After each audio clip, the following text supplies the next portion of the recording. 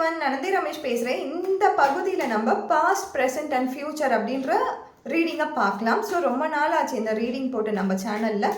இதை வந்து நீங்கள் எதில் வேணாலும் நீங்கள் ஆப் பண்ணி பார்த்துக்கலாம்.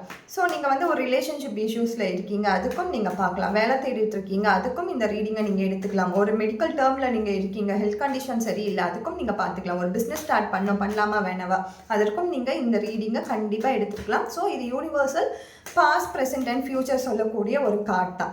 ஸோ என்னை பற்றியும் நான் தெரிஞ்சுக்கணும் அப்படின்னாலும் கண்டிப்பாக இதில் நீங்கள் தெரிஞ்சுக்கலாம். ஸோ நம்மளுக்கு வந்திருக்க கார்ட்ஸ் எல்லாமே இதுதான்.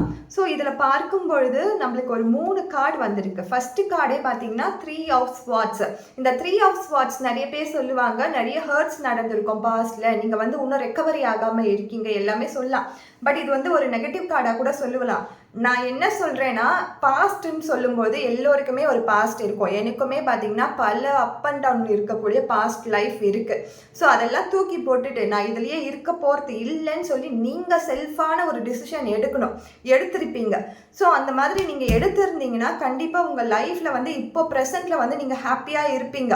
அப்படி எடுக்காமல் உங்கள் ஹார்ட்டை வந்து நீங்கள் ஹீல் பண்ணாமல் அந்த கத்தியோட குத்தியே நீங்கள் வச்சிட்ருக்கீங்க, அந்த கத்தியை நீங்கள் அந்த ஹார்ட்லேருந்து எடுக்கவே இல்லை, உங்கள் இதயத்துலேருந்து அந்த ஊன்ஸை நீங்கள் எடுக்கவே இல்லை அப்படின்னீங்கன்னா கண்டிப்பாக இப்போ வந்து நீங்கள் ஏதோ ஒரு அடிக்ஷனில் தான் இருப்பீங்க. அடிக்ஷன்னா உடனே ட்ரக் அடிக்ட்டு, ஏதோ ஒரு அடிக்ட்டுன்னு நினச்சிக்காதீங்க. நீங்கள் பாஸ்ட் லைஃப்லேயே இருக்கீங்க பார்த்தீங்களா, அந்த ஊண்டுலேயே இருக்கீங்க பார்த்தீங்களா. மற்றவங்க என்னை காயப்படுத்திட்டாங்க, மற்றவங்க என்னை துன்பப்படுத்திட்டாங்க, ஏமாற்றிட்டாங்க, என்னை நம்பினவங்களே எனக்கு வந்து இந்த துரோகம் பண்ணிட்டாங்க அப்படின்னு சொல்லி அந்த ஊண்டுலேயே இருக்கிறதும் வந்து ஒரு அடிக்ஷன் தான். ஸோ அந்த அடிக்ட் எப்போ பார்த்தாலும் மனசுக்குள்ளே பாஸ்ட்டை நினச்சி வருத்தப்பட்டுக்கிட்டே இருந்து இப்போ ப்ரெசென்ட்டில் வந்து நான் வாழாமல் அப்படியே நான் பாஸ்ட்லேயே இருக்கேன், அந்த வருத்தத்துலேயே இருக்கேன், ஒருத்தவங்க காயப்படுத்திட்டு போன அந்த காயத்திலேயே நான் இருக்கேனாலும் அதுவும் அடிக்ஷன் தான்.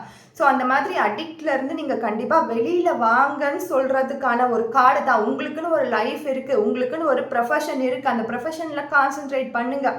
ஒரு ஸ்டேக்னட் வாட்டர் மாதிரி நிற்காதீங்கன்னு சொல்கிற ஒரு கார்டு தான். ஸோ புரிஞ்சிருக்கும். அடுத்ததாக பார்த்தீங்கன்னா ஒரு நைட் ஆஃப் ஸ்வாட்ஸ் வந்திருக்கு. ஸோ இது வந்து ஃபாஸ்ட்டாக ரிசல்ட் கொடுக்கக்கூடிய ஒரு கார்டு. பாருங்கள், ஃப்யூச்சர் எவ்வளோ அழகாக அற்புதமாக வந்திருக்குது. நம்ம ஆனால் என்ன பண்ணுறோன்னா பாஸ்ட்டையும் ப்ரெசென்ட்டையும் நினச்சி ஃப்யூச்சரை க்ரியேட் பண்ணாமே விட்டுட்டு இருக்கோம்.